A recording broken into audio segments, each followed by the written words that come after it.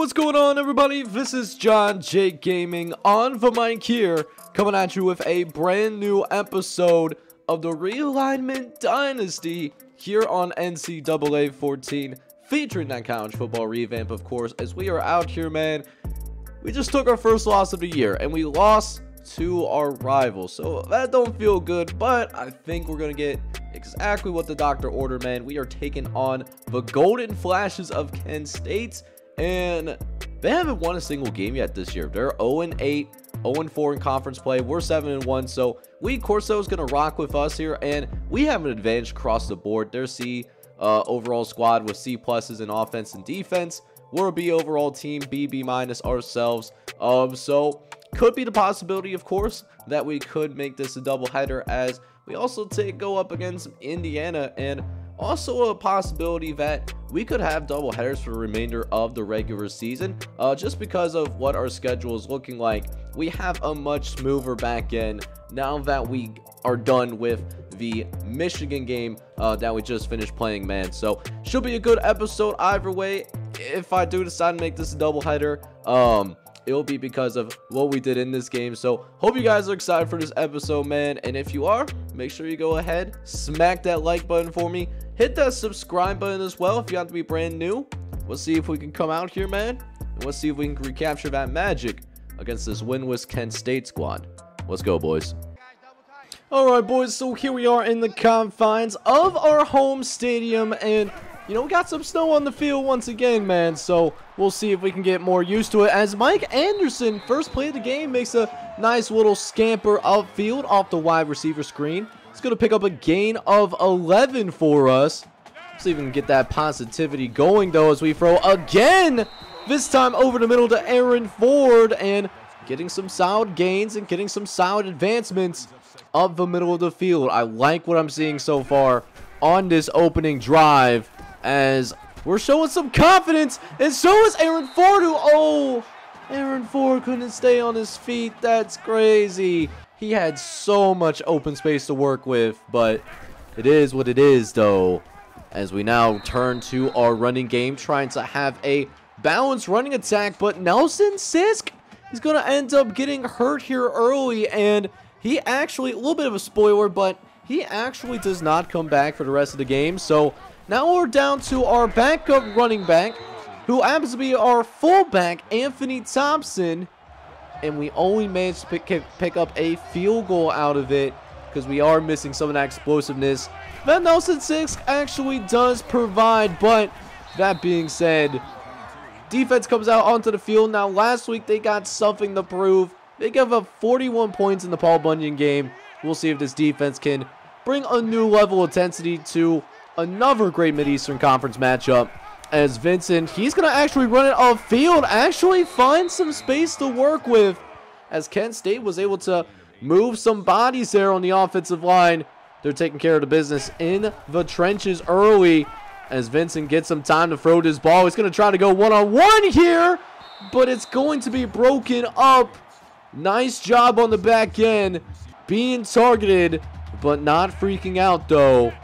And so 2nd and 10 coming up. Vincent is going to be intercepted by Patrick Goshlin, and that man is going to be gone like a girl in a country song. Touchdown, Spartans!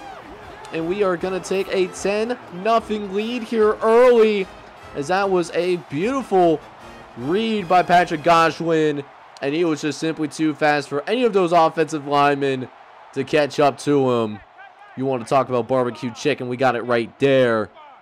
And not to mention, we force a 3 and out on our very next possession, as now our offense is going to go ahead and take the field here once more, as now 1st and 10 coming, going to try to run it right down the throat, as Gray runs it up the middle for Anthony Thompson, finds some space up the middle, and gets a good run out of it, man. 14 yards. And he's a little bit more of a power runner than Nelson Sisk, so he's going to definitely make you hurt a little bit. He's going to make you a little sore in the morning if you have to go ahead and tackle this guy on a one-on-one basis. So we'll see if we go to Thompson once again, as we're actually going to decoy him a little bit. Going to go with the slants instead, and the slants work exactly how we need him to work. Mike Anderson getting open on the outside. And it's going to be a first down for your Spartans. As now, 2nd and 9 coming up. Gray looking down the middle of the field, finds Johnson. And Leslie Johnson tries to extend that football out to get the sticks, but they are not going to give it to him. So just 1 inch that we need. So we go to our 3rd string running back, Andy Heinz, to try to pick up this first down. And sure enough, shows some good burst there. Picks up the first down. One of his first carries of the season. Haven't really set his name much all year long thus far. But now we come back and try to move things along. Gray going to try to throw it to the outside. But Carlton Young getting some great pressure there. And so that will force the incompletion. But we're going to go to the play action here on 2nd and 10. Looking over the middle as Leslie Johnson does come down and make the catch. 11-yard gain. As now, 1st and 10. Four wide set. Gray looks right, but almost gets intercepted. If J.D. Jenkins makes that catch, he is taking it the other way 9 times out of 10. Very lucky that we still have this football, but 3rd and long, going to 5 wide set. Gray looking over the middle, and that's nearly intercepted again. Trying to make a play happen, and it almost cost us points. So we do go ahead and at least settle for a field goal. So we extend our lead a little bit, up 13-0.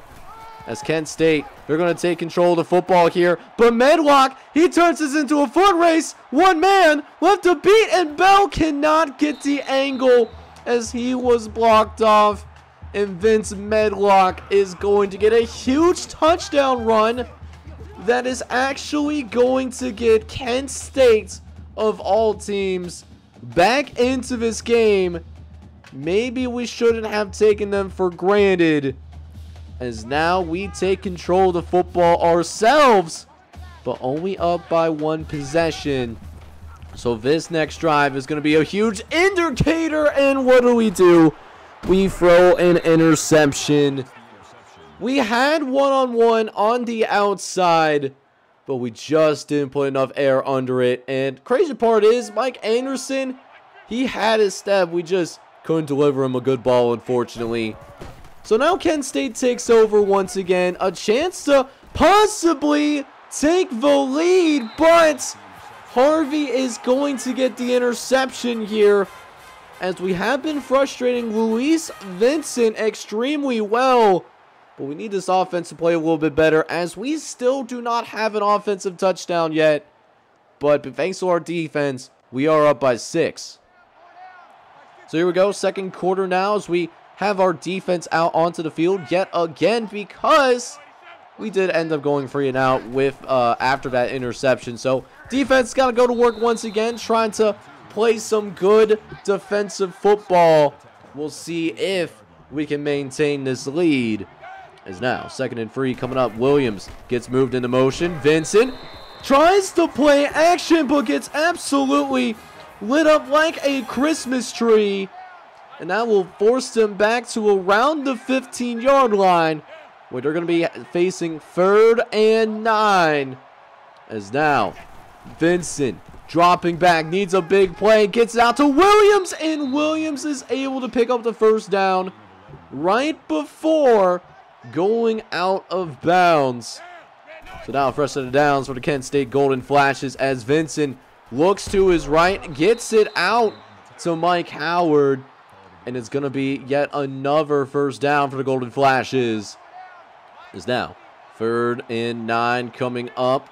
We'll see what we can do here. Vincent going to run it up the middle with Vince Medlock, and Medlock they try to run that halfback draw on us, but that usually don't work on us. I'm very happy that they decide to run that halfback draw.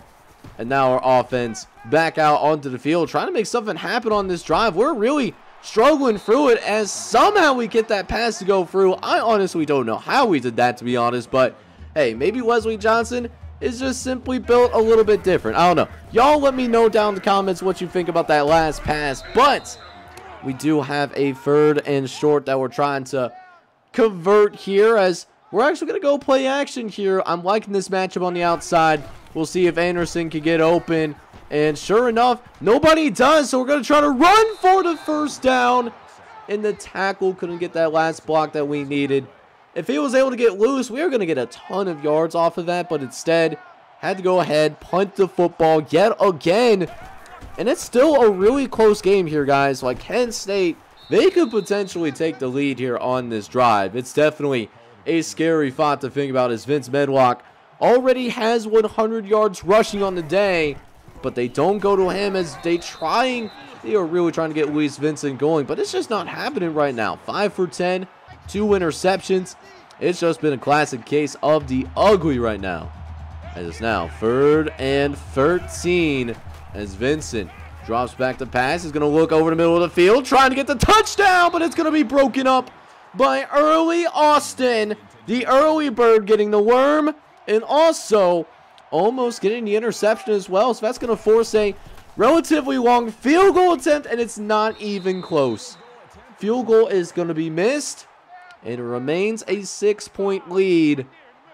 But seriously, though, we got to get this offense going, though. No offensive touchdowns against the Golden Flashes. Are you serious right now? We got to do a little bit better than that now. We'll see if they can meet our standard. As we got a 3rd and short coming up here. Going to try to get it with the slants pattern, as Gray's going to have to be scrambled to the outside. Throws a long pass to Mike Anderson. And Mike Anderson is going to be able to go ahead and make the catch. Is now 1st and 10 coming. Gray under center, trying to get downfield the last 2 minutes. And we get it out to Leslie Johnson there. 21-yard catch. So now in the red zone basically for the very first time, as we try to go ahead and get some actual offensive points. I got a nice ball and get it out to Mike Anderson, baby. Let's go. 1st and goal for your Spartans. Let's see if we can find as we finish this drive off, as Corey Ross. Oh, he drops it. He drops the pass, bro. Come on, man. So instead, 2nd and goal coming up, as we drop a touchdown in the end zone. Breaks my heart. But Andrew Gray, he's not going to break my heart, however, as we just going to run in the end zone. They don't have a spy on our quarterback. So Gray's going to take what's given to him and just run into a touchdown himself. We will go ahead and make this a 20-7 lead. But Kent State does have some time to get down to get some points of their own before the end of the first half. We'll see if they can take advantage of that, as Vincent dropping back, looks to the right-hand side. Great pass over to Brennan Lawrence. Threw it to a spot that only his guy can get it, and it was the perfect throw. We'll see if Vincent can build off of that, but finds a wide, butt-naked open Casey Miller for a gain of 20. As that will make it 2 catches for 25 yards on the day. Is out. 1st and goal. Vincent dropping back, looks to the left-hand side. He's going to throw it out to Brennan Lawrence, who is going to make a 13-yard reception. As that makes it 1st and 10 yet again. Vincent dropping back, looks to the right-hand side, looks for the touchdown, and he's actually going to get it. Mike Howard getting it into the end zone. Touchdown. Golden Flashes. They're sticking around, man. They are being just a stingy team, man. They are playing above their record right now. I got to give them credit for that.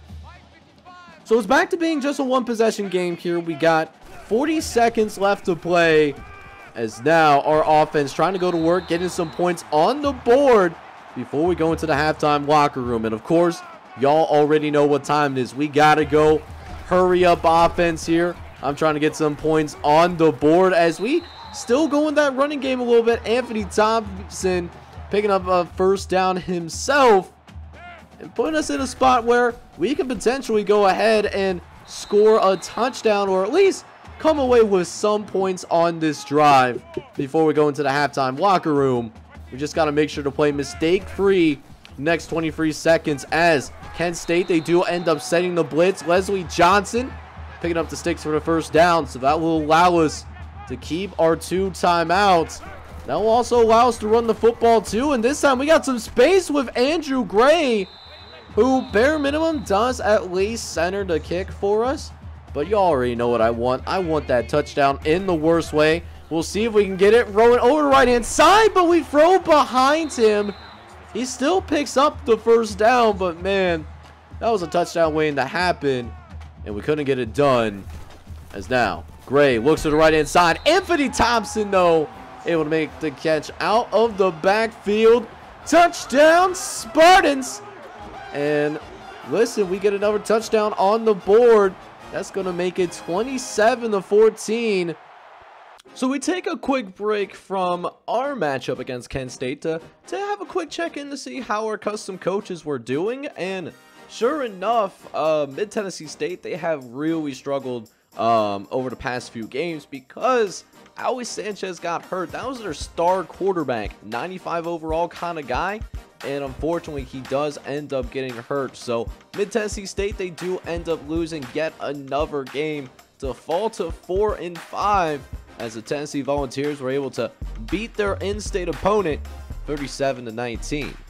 As for Coach Gunner, he's still doing a pretty fantastic job of leading this defense that TCU has, as they notch a pretty good win against Oklahoma, who was ranked in the top 25. They did fall off after simulating over to the next week, but TCU still an impressive win. They win 42-17 in this one, as they are now number 3 in the AP poll, looking to get back into the college football playoff. And with that, that is the custom coach update that we got going on here, man. And I will catch you guys with the second half action that we got going on against Kent State. Let's see if we can pull away from this winless squad. Alright, boys, second half action officially underway here, and we're off to a solid start here in this second half, I should say, as we force the free and out, but we almost get picked off on our first offensive play too, as Carlton Young, he was ready to take that thing all the way back to the crib, but thankfully it was dropped in the snow. And instead, it's going to be a third down that we have an opportunity to convert, and sure enough, we will be converting it, as Mike Anderson gets those sticks once again. Having a good day, man. 7 for 73. That was some good plays out there on the field. You love to see it as we look to get some points on the board to start the second half. We've left Kent State hang around a little bit too long for my liking, so let's see if we can change that here in the second half, as we're going to throw a ball over the left-hand side to an open Mike Anderson, who's going to be forced out of bounds, but not until he reaches the red zone. Andrew Gray boosts his passing totals up to 260 on the game. So we're able to at least move the ball in between the 20s, but let's go ahead and figure out. Let's get this ball into the end zone, man. I would love to do that again to start this second half, man. As we got 3rd and 5 coming up. 4 wide. Going with the 4 verts till it hurts, as everyone was covered initially, but except Aaron Heinz, who makes some guys miss initially, and hey, he actually almost managed to get around that corner and get into the end zone. I've really been liking Aaron Heinz here in limited action. Anthony Thompson, he's going to finish the drive for us, however, and he's going to get it into the end zone. Touchdown, Spartans! We will extend this lead to our biggest lead of the game so far, a 20-point difference, as it now makes it 34-14 thus far.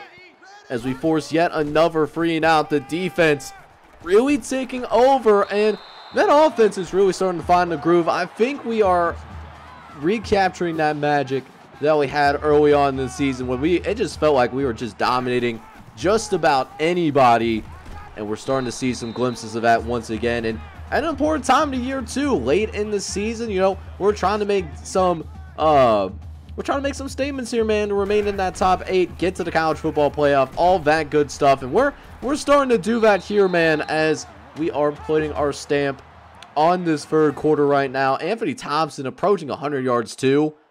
But look at what Aaron Heinz does as well. He gets a nice carry up the middle, showing some power there, trying to drive right through a defender. Picks up a few yards there on the run, as that does make it 3rd and 5. So a manageable 3rd down, staying on schedule. Let's see if we can get a deep play downfield, though, as we drop back to pass. Gray has some time, looks over the middle, and finds Aaron Ford, but he drops it. So we actually got to punt that football away because of that, which is really tough to see. But that being said, again, forcing yet another 3 and out. Let's see if we can get our offense going again, but another drop. These drops, man, I swear to God, they're going to be the death of me, man, especially when we play against better teams. Like Kent State, I'm not as worried about, but, I mean, in the future, we got to do a little bit better with that pass catching. Got to lock it in there. As we get to the final minute of this third quarter, Gray dropping back, looking over the middle, and this time, Aaron Ford is going to be able to go ahead and make that catch. And that will make it 1st and 10 as we run it up the gut with Anthony Thompson, as Thompson's just shaking off a couple of defenders as it helps us finish that third quarter strong. Well, we got a nice lead going to the final quarter of action here. We're going to be up by 20 points and still have a chance to get the backups in there. So let's go ahead and see if we can finish this game strong as we enter the fourth quarter, starting with a 3rd and inches. As Grace is going to go ahead and keep this thing. We only need 1 inch. No! We pitch it to Anthony Thompson. Actually manages to pick up a couple of yards in the process, as he is very close. I mean extremely close to 100 yards. As Gray looks over the middle, gets it out to Leslie Johnson. And Johnson's able to haul it in there, as that will take him over 100 yards receiving on the day. As a few plays later now, 3rd and goal. Gray dropping back on a 5-wide set, and Perry Robinson is going to come down with a contested football, and that will go ahead and make it a 40-burger, as we will score yet another touchdown, as that extends our lead against a great Mid-Eastern Conference opponent. 27-point game, as it will force Luis Vincent to be a better passer, or try to be a better passer, but he's going to take some hits in the process. He does make a nice pass there. I got to give that to him, but he's going to feel that hit early in the morning, that's for sure. We'll see if this offensive line can protect him, and sure enough, sets him up a pretty clean pocket there as Casey Miller comes down and makes the catch. Is now 2nd and 3 coming up. Vincent looking to the left-hand side, gets it out to Medlock, and Medlock is going to actually spin his way out of bounds temporarily, stopping this clock. Is now 2nd and 7 coming. Vincent dropping back a couple plays later, and this time getting hit in the backfield. 3rd and 15 coming up, as that was a massive hit. And now going into a zone defense. We'll see if this zone can give him some time, but sure enough, it's actually a screenplay. Look what happens on the screen, though. Halfback cuts upfield and does make the catch, drops it though. But there's a flag on the play, and it's going to be pass interference on the offense. No surprises there because of how long it took for that screen to develop. So now our offense comes out onto the field, and if we can score on this next possession, you know, we can go ahead, get these backups in the game, but it is predicated on how this offensive unit does. Want to see them finish strong before I get the backups in the game. As now we'll throw on 2nd and 5. Gray looks over the middle once again, finds Corey Ross, who does end up taking a pretty massive hit there, and is actually his very first catch of the game. I'm actually really surprised by that. I thought I called his name a little bit more in this one, but not that it has hurt us too much. But like I said, want to have a balanced passing attack even within that passing game, right? So 2nd and 2 coming up. We'll see if we can get Corey Ross involved again, and sure enough we do. He'll get his 2nd catch of the drive, and that will get us into Kent State territory. 1st and 10 coming up, throwing to the left-hand side, getting it out to Corey Ross, and Corey Ross with a gain of 9 on that one. Almost a 1st down as well, but, you know, very good route running nonetheless. Can't complain. And now we're getting it within 4 minutes, and now I'm trying to get some time off this clock real quick, so that if we don't get any points on the board, at least Kent State can turn around and try to make this interesting. I'm trying to put them away, as Anderson makes the catch on 1st and 10, slant pattern, as that makes it a 13-yard reception. As now 1st and 10 coming up, as we trying to hit him with the read option is Thompson. He's got some space to work with, but we don't get the blocks we were working for, man. He had so much space there in the backfield, but just couldn't bring it in. As we'll try to get it into the end zone here. 3rd and 4 coming up. We'll see if we can go ahead and extend this lead a little bit more, get it down to 2 minutes left to play, and this might be the one. Yes, sir! Aaron Ford gets it into the end zone. Touchdown, Spartans. And with that being said, man, I will catch you guys at the end of this game, because we are blowing these boys out. Alright, so we ended up playing a little bit more of the game than I anticipated, as Kent State actually did put up a decent fight, but Andrew Gray, you know, he really came around in the second half, though. 376 yards, 3 touchdowns, 1 interception. Billy Hammond did also get a chance to, you know, throw a pass as well, and he's likely going to be our starting quarterback for next season. But Anthony Thompson, even though he's dealing with some minor injuries, he does end up going ahead and find the end zone, as does Andrew Gray. But someone who I do keenly have my eye on here a little bit is Aaron Heinz. This is really his first action that he's getting. 6 for 26, which is not bad. I think he has more burst than Thompson just from the eye test, so I think I want to move him up on the second team depth chart, with the exception of the goal line opportunities when Nelson Sisk is hurt, which he did get hurt yet again today. That's why he only got the 1 carry. Have Anthony Thompson handle that goal line work. Now, as for the receivers had a really great day here yet again, as Mike Anderson and Wesley Johnson end up with over 100 yards receiving today. Mike Anderson had 9 for 130, and then Wesley Johnson had 8 for 102, but 9 of them actually found the end zone. Those were from a few different guys. Aaron Ford ends up with 6 catches, 77 yards, and a touchdown. Anthony Thompson, despite having negative yards receiving, he also found the end zone as well. And then Perry Robertson, our backup tight end, does help us add 7 more points onto the board to go with it, as it was a dominating performance eventually by our offense. Now, defensively, in the first half, it was a little bit too shaky for us here, you know, allowing a couple of touchdowns to a winless squad. Not a great look, but they really tightened up in the second half as it was completely locked down. Mike Scott led the team in tackles today. He ends up with 6 behind Kenneth Wood, who had 5 tackles, 2 of which were TFLs as well to go with it. We did also get to his quarterback just a couple of times today, as PJ Fortinat was able to get his hands on the quarterback. And then the same could be said for Bo Marshall, who used that speed rush in order to really harass his quarterback in the second half, even though he only does record the 1 interception. But we did end up getting a defensive touchdown today, though, as Patrick Gajwin, he ends up with 1 interception that went for a grand total of 41 yards. He took that straight to the crib. And then Greg Harvey, he also got an interception as well. A couple of turnovers. Feels good. We win the turnover battle, and that should keep us in the hunt here for the college football playoff. So it's been a little bit since the last time I checked to see if any of your guys' custom prospects did end up signing on the dotted line, and sure enough, quite a few of you actually did. So we'll go ahead and do that here. Check to see how things are shaking out. Starting in the state of California, we got John Stamos Jr., the number 13 quarterback in this high school recruiting class.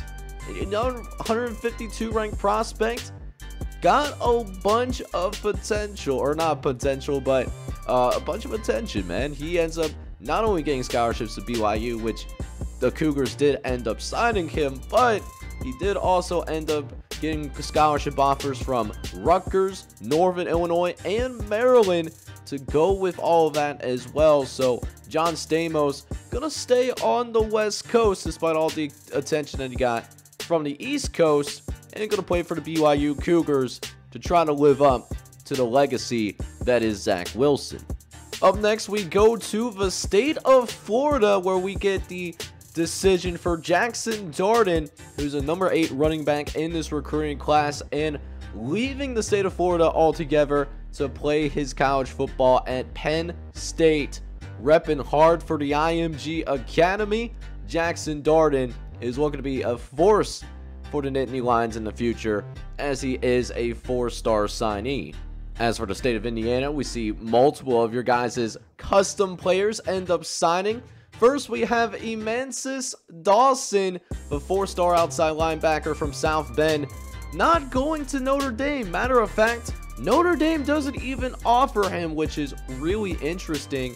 He ends up only receiving one scholarship to the University of North Carolina, and he's going to accept that scholarship playing for the Tar Heels, who are looking to build up that football program at a basketball school. As for Jacob Klein, this was actually somebody who I did actually have on my recruiting board, but Purdue, Purdue just impressed a little bit too much, plus they had that in-state advantage. So Jacob Klein is actually going to go to the Boilermakers, and those Boilermakers, they have given us a hard time, excluding the game that, froze on us. We are 0-2 against this school right now, and we might have to deal with Jacob Klein for the next few years. Also committing on the dotted line is two-star offensive guard Paul Henry, who is considered more of a run blocker, hailing from Kokomo, Indiana. While he had scholarship offers also to Ball State, he is actually going to accept the scholarship offer from the University of Louisville. Also got some basketball history as well, and football, if you want to talk about Lamar Jackson, very dynamic athlete that we see in the NFL at that quarterback position. In particular, Paul Henry going to play on the college level. Keeping ourselves over on the East Coast, we now go to North Carolina, where we see one of your guys' custom guys end up signing. It's Samuel Matthews, the 3-star middle linebacker from Garner, North Carolina, and number 22 in this class. And Duke's going to get a really nice signing here. Could be a steal, as a lot of these schools in the Mid-Atlantic Conference, they really went after him. Virginia Tech offered, same as North Carolina State and Charlotte, but it's the Duke Blue Devils who were able to go ahead and get him to sign. He wanted to be close to home and get the opportunity to get early playing time, and I think he'll have both here with the Duke Blue Devils. Now, as for E.J. Peterson, hailing from the city of Brotherly Love, he is leaving the state of Pennsylvania. So we had a Florida guy go up to play for a Pennsylvania school, and now we have a Pennsylvania guy going down and playing in the state of Florida. So a little bit of a trade that happened there, but he's a 4-star wide receiver, but can also play the cornerback and tailback position. He's kind of a athlete, if you want to think of it like that, but he only received one scholarship offer though, and that was for the Bulls of Southern Florida. A nice scholarship offer, and the Bulls, they're going to get a fantastic player here who can play in multiple positions. As for the state of Texas, we have 2 remaining customs that did end up signing, and TJ Warzone, number 21 player in this recruiting class, he is going to actually play his college football with the Raging Cajuns. I haven't really heard much of the Raging Cajuns and really the entire time that this dynasty file has existed. And this goes back to the coaching dynasty that I had with Coach Grossman as well. But TJ Warzone seems to be a pretty good signing. Not the most athletic player. He's more of a pocket passer. But, I think he's a lot better than that 67 overall if he is a 4-star guy. And he did also have a scholarship offer from the University of Texas. Speaking of the state of Texas, though, they were able to keep one of those blue chip prospects in the state, as the number 30th running back in the class, Caden Doman, and the number 3 running back in the state, he's able to go ahead and sign with a school in the state of Texas, with the defending national champions, the Texas A&M Aggies, and no one else even offered him, which is a really big surprise. Considering he's a 4-star player, look for him to possibly get some playing time down the line, even though he may need a redshirt in his freshman year. So that's going to wrap things up here in this episode, as we have really our last really difficult challenge here before we start to maybe get on cruise control just a little bit, get ourselves prepared for the postseason. We have the number 23 ranked Indiana Hoosiers. Even though they are probably not in the hunt to go to the national championship playoffs, this is still a solid football team, and we're definitely going to have to take them seriously like we did last year in order for us to go ahead and, do what we do, man. That's win football games. So I'm going to leave that for next episode. I hope you guys enjoyed it. If you did, make sure you go ahead, smack that like button, hit that subscribe button as well if you do happen to be brand new to the channel. This is John J. Gaming on the mic signing off, but I'm hoping you're all out there having a good one. Take care, everybody.